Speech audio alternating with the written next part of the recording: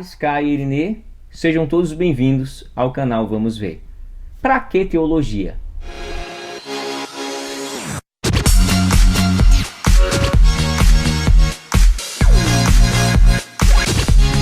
Bem, essa é uma pergunta que ainda é feita no núcleo cristão. Antes de dizermos para que serve a teologia, pessoal, ou até mesmo explicar a sua funcionalidade, nós precisamos entender de fato o seu real significado. O real significado da palavra é teologia. Etimologicamente, o termo teologia vem do latim, teologia. E esse termo, na verdade, vem do grego, do binômio grego. Theos, que quer dizer Deus ou divindade, e logos, do grego antigo, lego. E as suas principais acepções são estudo, tratado, ciência, verbo, palavra, expressão, conceito, discurso, razão, ideia. Sendo assim, a definição que eu posso dizer sobre teologia, que a teologia é o estudo ou o discurso sobre Deus, certo? Então, teologia é a exposição crítica da ciência de Deus, de seus atributos e das relações entre Deus e o cosmo e o ser humano. O Eterno, ele criou os céus, criou a terra e o universo, criou o homem conforme a sua imagem e semelhança, certo? Ele quer se relacionar com o ser humano. O Criador deseja ter relação com sua criatura. E o ser humano mortal tem condições de se aproximar e ter contato com o Eterno. Nós temos que compreender isso, certo? A teologia para outras pessoas. Bem, a teologia não é nada mais do que a gramática da língua do Espírito Santo. Assim falara Martinho Lutero. O suíço Karl Barth, o maior teólogo do século XX, ele definiu a teologia como um falar a partir de Deus. Adaptando, Jacó Armênio falou que a teologia é a graça de Deus para nós. Agostinho de Hipona, ele definiu o termo latino equivalente, teologia, como raciocínio ou discurso sobre a deidade. A pergunta é: qual o propósito da teologia? O propósito essencial e objetivo da teologia é nos direcionar e fazer-nos conhecer a natureza pessoal do Eterno e conhecermos a sua vontade para com o ser humano, conforme Provérbios 19, 21, Romanos 12 e 2, o que todos deveriam saber. Bem, estudar teologia é nos achegarmos o mais próximo daquilo que podemos conhecer e entender limitadamente acerca de Deus. Haja vista que jamais nenhum teólogo irá explicar Deus e seus desígnios completamente, pois Deus é eterno, ilimitado e infinitamente maior do que somos, achamos ou pensamos. Deus é tudo e um pouco mais. Sabemos tudo? Não. Desta forma, toda e qualquer tentativa de ir além será limitada ao que podemos conhecer. Vamos nos contentar com o que temos em mãos, pessoal. A Bíblia Sagrada e com as experiências espirituais que ao longo do tempo nós vamos adquirindo. E quem quiser ir além das Escrituras e entrar no campo da especulação, falaciosamente, irá falhar e tal ação será debalde. Contudo, pessoal, tenhamos a convicção e firme esperança que um dia Ele irá nos revelar tudo aquilo que o olho não viu, nem o coração foi capaz de sentir. Qual a fonte de estudo da teologia? Ou mesmo, como podemos estudar Deus? Bem, podemos estudar Deus através de sua maior revelação. Qual? A Bíblia Sagrada, né? As Escrituras. É a verdadeira fonte de estudo sistêmico da doutrina de Deus, conforme 2 Timóteo 3,16. Segundo Cleodono Correia, a teologia tem como base a revelação de Deus, e que se acha nas Escrituras Sagradas, a revelação natural e a experiência religiosa. Em sua sistematização, utiliza-se da lógica e de outras metodologias para fins didáticos. Não foi à toa, pessoal, que Jesus enfatizou dizendo: erramos em não conhecer as Escrituras e nem o poder de Deus. Mateus 22 e 29. Muita gente pensa que não precisa estudar teologia, não, estudar a palavra, não, estão todos enganados, né? Mas como podemos conhecer a Deus? Segundo João Calvino, Nós podemos conhecer o Eterno somente porque o mesmo se revelou a nós de 4 maneiras. Não podemos conhecer a Deus em sua essência, isso é um fato, mas somente na medida em que Ele se dá a conhecer a nós. Existe um duplo conhecimento de Deus, como Criador e como Redentor. Todo ser humano é essencialmente uma criatura religiosa, tendo em si a semente da religião. Deus se revela não só através desse senso inato de si mesmo, mas também através das maravilhas da criação, certo? Isso é, podemos conhecê-lo através de 4 maneiras. Quais são essas 4 maneiras que nós podemos conhecer a Deus ou chegar a conhecer a Deus? Eu vou começar a citar. Podemos conhecer a Deus, número 1. Deus se revelou através das obras da criação. Salmos 19, do 1 ao 6. 2. Deus se revelou através da nossa consciência. Romanos capítulo 2, versículo 14 e 15. 3. Deus se revelou através da sua palavra. Salmos 19, versículo 1 ao 10. 4. Deus se revelou através do seu Filho unigênito. Certo? O que se estuda na matéria de teologia? Bem, a teologia estuda o seguinte sobre Deus. Existem várias doutrinas, certo? Mas a doutrina voltada somente para Deus, né? A teologia em si voltada a Deus, nós estudamos sobre Deus o seguinte: sua personalidade, seus atributos naturais e morais, sua existência, sua eternidade, sua santidade, sua misericórdia, sua graça, seu amor, sua espiritualidade, sua imutabilidade, seus nomes ou seus títulos, né? Sua retidão, sua providência, que mais? Providência, sua paternidade, sua subsistência, a sua triunidade ou a sua trindade. É interessante que quando a gente fala trindade, né? Para algumas pessoas elas ficam um pouco incomodadas, mas eu queria dizer um fato importante aqui para vocês. Ainda que os termos teologia, trindade, onisciência, onipresença, onipotência não existam e não constem na Bíblia, não quer dizer que não existam, pessoal. Todavia, eles são bíblicos em seu caráter. Esses termos são bíblicos em seu caráter. O que não deveríamos fazer teologicamente? Usar a teologia para se amostrar, usar a teologia de forma equivocada, usar a teologia para enganar as pessoas, usar a teologia para humilhar as pessoas, porque muitos evitam, minha gente, e são levados por alguns a ter aversão à teologia. Por que será que algumas pessoas não gostam de teologia? Infelizmente, alguns irmãos e algumas irmãs ainda têm receio de se estudar um curso teológico. E eu vou dizer, minha gente, as principais justificativas infundáveis são: quem faz teologia poderá se desviar dos caminhos do Senhor. Meu Deus! Quem faz teologia não ora mais, fica frio e egoísta. Oh my God! Quem faz teologia não agrada a Deus, pois Jesus nunca falou nem fez teologia. Essa é a mais absurda de todas. Eu já ouvi isso diversas vezes. Quem faz teologia pode trazer discórdia. Quem faz teologia poderá perder a graça de Deus. Pessoal, eu creio que quem faz teologia vai incomodar, na verdade, aqueles que não fizeram e deveriam fazer.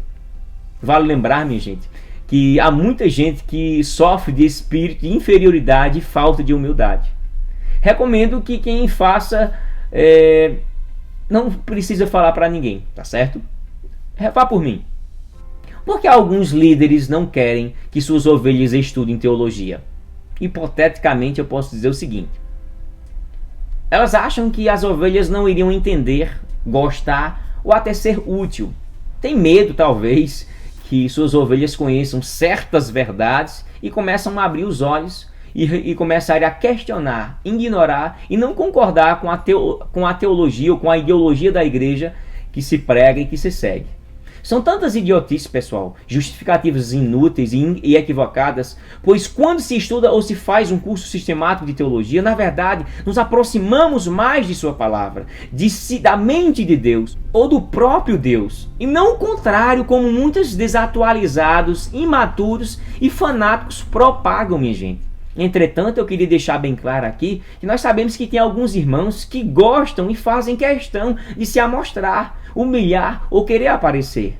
Humildade, consideração e respeito ficam bem longe, pois o ego, a prepotência e a autossuficiência cegam esses tipos de pessoas que na verdade não deveriam ter feito algo apenas pensando em si e só para se beneficiar. Nós devemos fazer algo para o benefício do próximo também. Medite nesses versículos que eu vou citar agora. Medita estas coisas, ocupa-te nelas para que o teu aproveitamento seja manifesto a todos. 1 Timóteo capítulo 4, versículo 15. Ninguém busca o proveito próprio, antes cada um que é do outrem. 1 Coríntios capítulo 10, versículo 24. Não saia da vossa boca nenhuma palavra torpe, mas só a que for boa, para promover a edificação, para que dê graça aos que a ouvem. Efésios 4, 29. Deveríamos seguir sempre esses princípios. Qual a realidade teológica hoje no mistério em geral? Infelizmente, hoje o cenário de líderes à frente da Igreja de Cristo, no que tange a questão da formação teológica, é ainda precária, pessoal. Mínima e negligente. Já foi pior, né? Quando digo informação ou formação teológica, falo de dois tipos, grupos de pessoa ou de ação. A ação de se informar e a ação de se formar. É fato. É fato saber que nem todos têm condições de entrarem numa faculdade, num curso de teologia, mas deveriam. Contudo, a culpa não é só deles, mas também dos homens que os chamaram e consagraram para o ministério e não prepararam cabilmente e dignamente como deveriam. Isto é, não deram o apoio devido. Apenas os entregaram, deixaram na igreja. Se virem. Aí vemos o que acontece com a obra de Deus em situações críticas e urgentes. Podemos ver pessoas que nem sequer sabem ler direito, entender muito menos e apologeticamente defender a veracidade textual, nem chegam perto. Caótico, eu sei. Aí vem com uma falácia, uma frase pseudo-bíblica que é dilema de muitos preguiçosos, acomodados e negligentes. Deus não escolhe os capacitados, mas capacita os escolhidos. Você talvez já fez parte desse coro.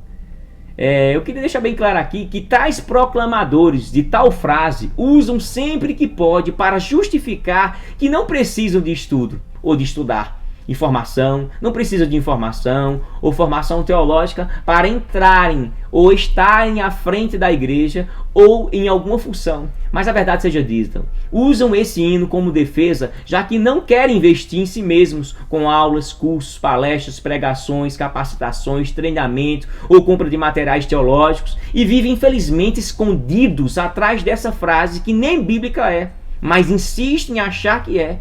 Tal comodismo e citações chegam até chatear, entristecer, magoar profundamente aqueles que se esforçam, se dedicam arduamente sem olhar limites ou dificuldades, pois desejam fazer a obra do Senhor com amor, segurança, sem ter do que se envergonhar e conteúdo na ponta da língua, já que para eles não precisamos buscar conhecimentos, pois Deus capacita. Infelizmente, anteriormente falei que não sabem entender. Pois é, essa frase que está sendo analisada não consta, não existe na Bíblia e foi usada apenas uma parte dela. Você sabe quem disse ela? Albert Einstein. Deus não escolhe os capacitados, capacita os escolhidos. Fazer ou não fazer algo só depende de nós, só depende de nossa vontade e perseverança. Albert Einstein. É interessante que um texto fora de contexto é pretexto para heresia. Percebeu? Percebeu a adulteração da frase agora? Simplesmente retiraram a parte final da frase, o que deveríamos fazer, e deixaram apenas a parte divina, o que Deus faz. O que deve ficar bem claro aqui, pessoal, é que Deus pode escolher tanto os capacitados como também os não capacitados. O mesmo escolhe pelo coração e não por suas virtudes, por suas formações. Não se deveria se apoiar em pensamentos como esse, que tem o propósito de fazer as pessoas se acomodarem, relaxarem e pensarem que não é necessário fazer nada. Tremendo engano.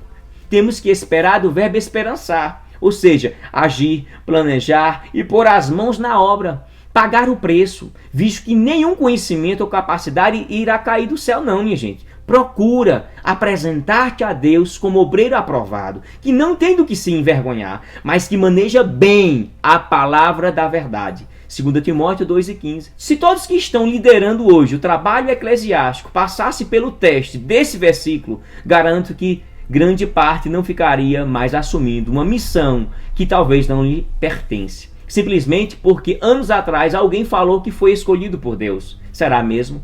Quem é ou foi chamado por Deus não precisa viver dizendo que é ou foi chamado por Deus o tempo todo nos púlpitos da vida. Faça essa reflexão. Pelos frutos os conhecereis. Jesus disse: a qualquer que muito foi dado, muito lhe será pedido. Lucas 12:48.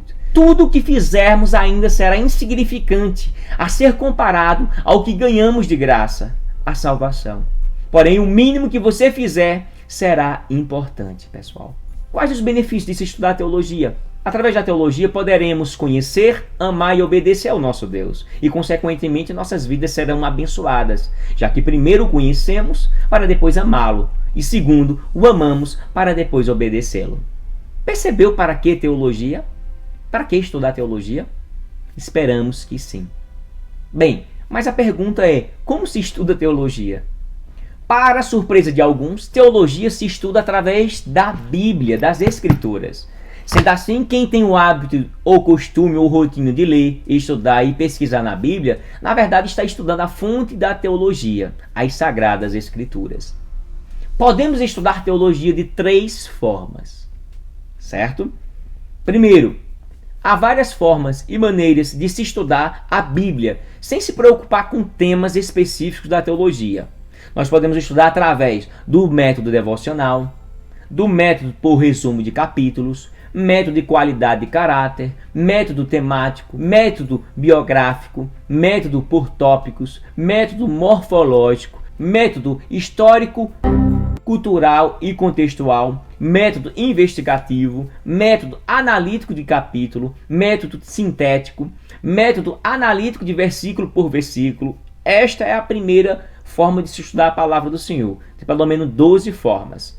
A segunda forma, há também outra maneira de se estudar teologia, através de livros ou cursos sistemáticos, de maneira mais organizada e focada. Podemos usar livros específicos. Vejamos alguns aleatoriamente. Nós podemos estudar a teologia sistemática de Ulrich Bergsten, a de Norman Geisler, Charles Stanley, Frank Lee, a teologia sistemática de Alistair Miller, a teologia sistemática de Louis Berkhoff, a teologia sistemática pentecostal, a teologia e uma infinidade de teologias que tem. Eu citei algumas mentalmente, certo? E por fim, podemos fazer uma faculdade teológica, seja presencial ou EAD, ou algum curso teológico, né, livre à distância. Não se tem, minha gente, desculpas hoje para não se fazer um curso como este que eu estou falando. Quem de fato ama a palavra e deseja se aprofundar mais e mais, não medirá esforços. Aí então honrará o buscai em primeiro o reino. Se ministério, dediquemo-nos ao ministério. Ou o que ensina, esmere-se no fazê-lo. Antes, crescei na graça e no conhecimento de nosso Senhor e Salvador Jesus Cristo. Qual a relevância histórica da teologia? A teologia, no passado, ela já foi considerada ou até mesmo classificada como sendo a rainha das matérias universais, por pesquisar e estudar sobre o maior de todos os mistérios e enigmas do cosmos, Deus, e por ser também considerada um dos cursos universitários mais antigos da história acadêmica. Sem falar que a teologia é a única ciência até hoje que tem um discurso racional do começo até o fim. É importante destacar que os primeiros cursos universitários eram teologia, filosofia e direito. Lamentavelmente, hoje em dia, o curso de teologia é visto com outros olhares preconceituosos e sofre toda discriminação pela comunidade científica, devido à extrema secularização das universidades. Tal teofobia é pelo fato da teologia estar interligada à religião e vai de encontro com alguns posicionamentos ou argumentos e teorias científicas. As verdades práticas que eu posso dizer é o seguinte: Warfield falou o seguinte: há certamente algo errado com a vida espiritual de um estudante de teologia que não estuda. João Calvino falou que o conhecimento de todas as ciências não passa de fumaça quando separadas da ciência de Cristo. A reflexão que eu deixo para vocês se encontra em Romanos 11:36, que diz: porque dele, por ele e para ele são todas as coisas, a ele seja a glória perpetuamente. Amém. Que você, amigo, amiga, que está escutando isso, possa ser abençoado.